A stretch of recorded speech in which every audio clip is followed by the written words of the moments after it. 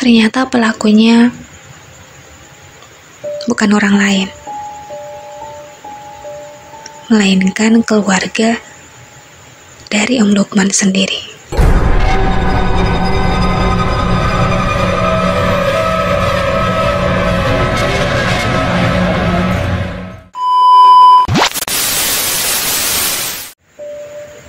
Terus, mama papa kemana? Tadi aku dengar mama loh yang manggil aku. Hah? Mama manggil? Setahu aku mama dan papa dari sore tuh keluar, pergi ke rumahnya Om Lukman. Katanya Om Lukman sakit. Tapi aku nggak ikut. Ya aku ngantuk dari sore. Jadi aku milih tidur. Suasana tiba-tiba hening. Lama sekali.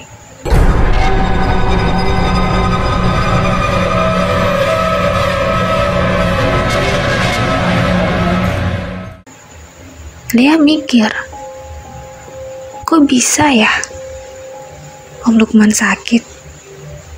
Bukannya tadi siang Om Lukman masih ngantarin dia ke tempat kerja ya? Kok tiba-tiba sakit? Adiknya lanjut lagi nih.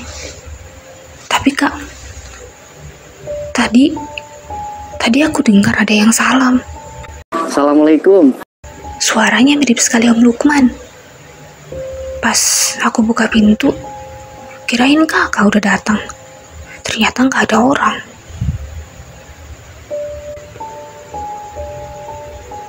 Jadi, siapa dong?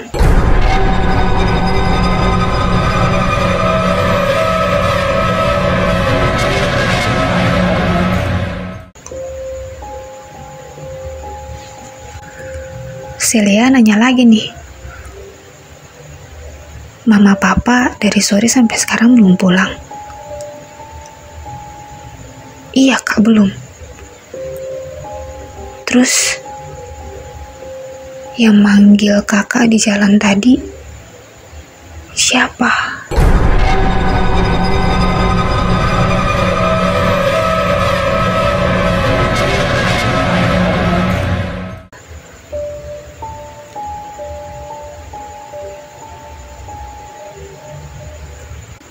Yang nggak tahu.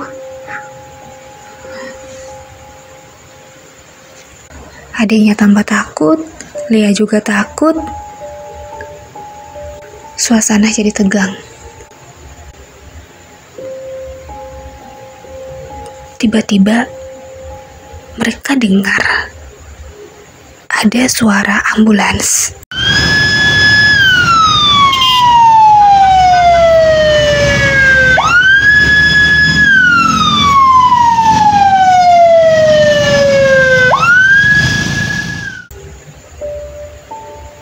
Yang pelan-pelan mulai mendekat. Makin lama tuh makin jelas.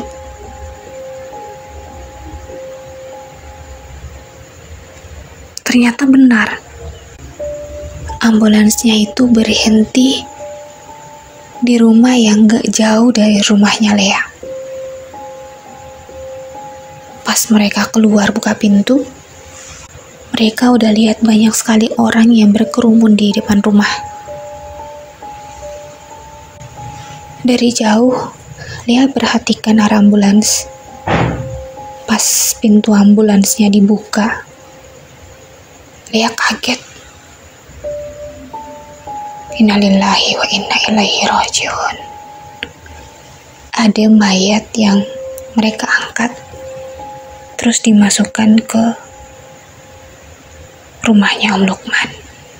Lea kaget, ada mama dan papanya juga yang baru keluar dari ambulans. Ternyata mereka ikut di ambulans itu untuk ngantarin.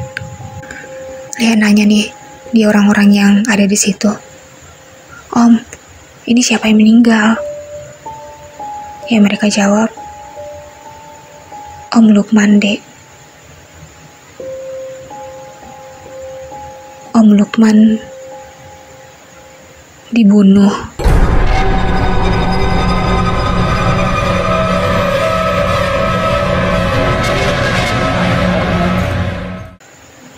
di bekas pabrik ikan. Tadi sore, Lea langsung nangis. Dia narik adiknya langsung pergi ke rumahnya Om Lukman. Pas sampai di sana dia peluk mamanya, terus dia nangis gitu. Lea nggak habis pikir nih, orang sebaik Om Lukman kok bisa-bisanya ya ada yang tega lakuin hal yang gak bisa dibayangin, yang sejahat itu. Kok bisa ya orang yang setiap hari ngantar jemput Lea, antar jemput dirinya, Om Lukman tuh orang baik banget. Kok bisa ada yang setega itu? Seketika Lea ingat di ibu-ibu yang sempat berpapasan dengan dia di jalan. Kan dia sempat dengar ya mereka ngobrol kalau ada yang tega ngelakuin hal sejahat itu. Tapi kan Lea gak sempat nanya maksud ibu-ibu itu apa. Ternyata benar.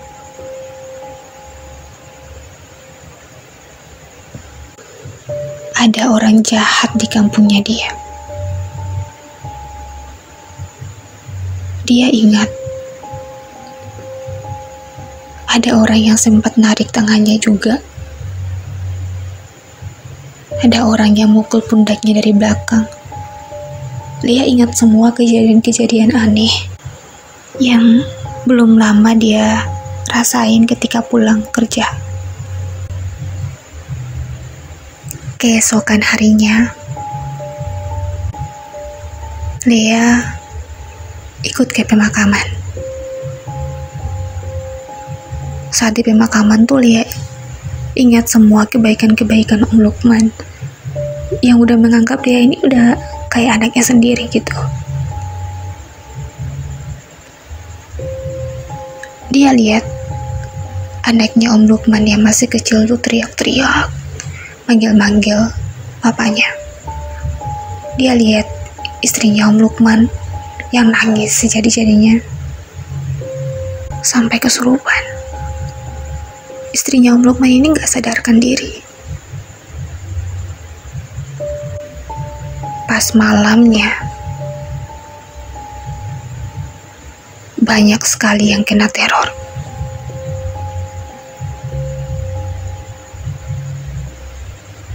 Mereka mendengar ada yang teriak-teriak di bekas pabrik ikan tuh.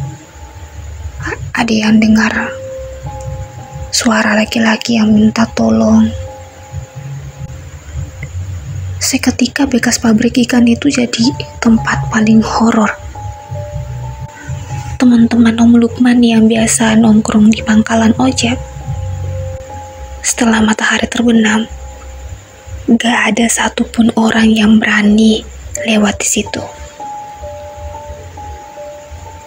Katanya tengah malam tuh, jam 1, jam 2, mereka sering dengar banyak sekali suara motor yang mondar-mandir di jalan raya. Tapi pas dicek, gak ada orang.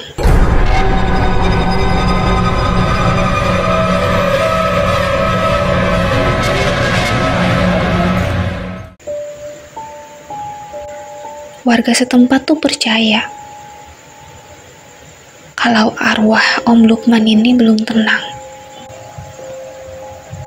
Jadi mereka bersepakat untuk sama-sama cari siapa pembunuh sebenarnya. Mereka pergi ke orang pintar, pergi ke ustadz, mereka lapor ke polisi. Jadi mereka sama-sama tuh untuk cari. Tapi sama, gak ada hasil. Mereka sama sekali gak bisa tahu motif dari pembunuhan ini kenapa, siapa penyebabnya. Sampai suatu hari, ada anak kecil yang nggak sengaja main bola di dekat pabrik ikan itu. Terus bolanya masuk ke dalam, lewatin pagar. Karena dia nggak tahu kalau area itu udah dilarang, dia masuk, ngambil bola. Tiba-tiba pas udah masuk, megang bola, dia pingsan. Mamanya lihat, teriak langsung. Semua orang panik. Dia manggil warga yang ada di situ. Mereka datang. Mereka masuk rame-rame di dalam. Tiba-tiba ada yang kesurupan. Satu kesurupan, yang lain ikut kesurupan. Mereka udah nggak tahu mau ngapain. Mereka coba nenangin, tetap susah. Untung ada satu mobil yang lewat.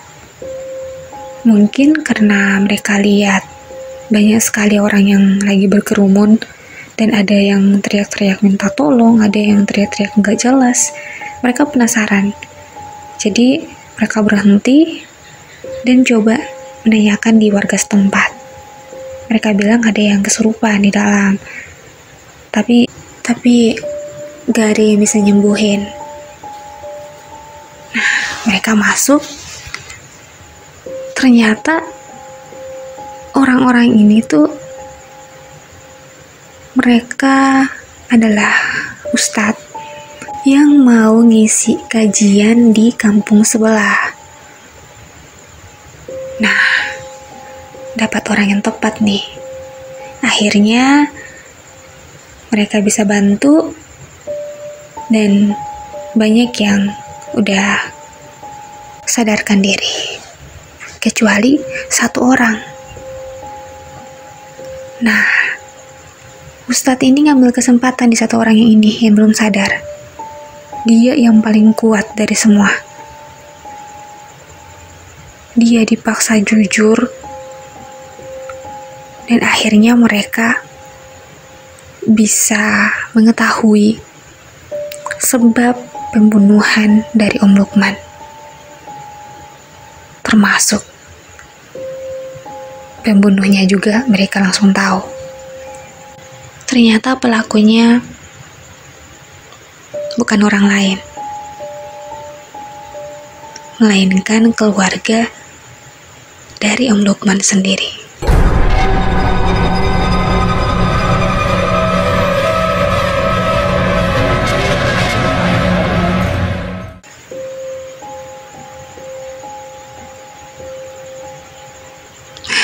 Kasihan sih.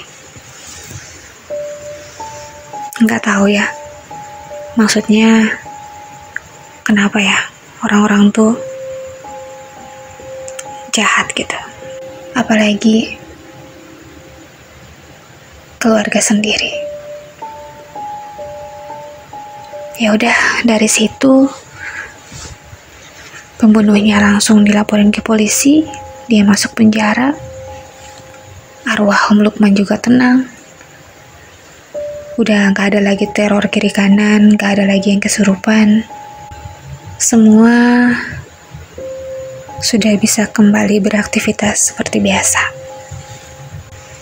Nah, teman-teman, dari cerita ini tuh kita bisa tahu kalau sebaik apapun kita kepada orang lain, pasti ada saja yang gak suka dengan kita.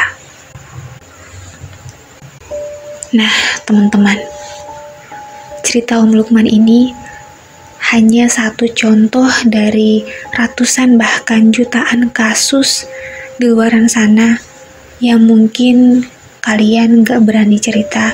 Kalian tahu tapi gak tahu mau cerita kemana.